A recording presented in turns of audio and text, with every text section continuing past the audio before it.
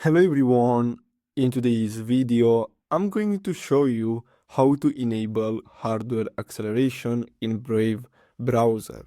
So the first step is to simply open Brave, and then we're gonna have to simply go to settings from here.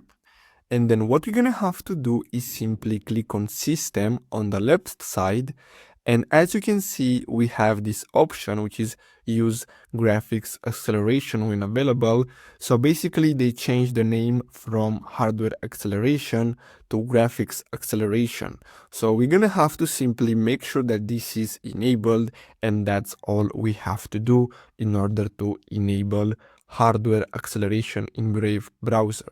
So I really hope you found this video helpful. Don't forget to like and subscribe. Thanks for watching.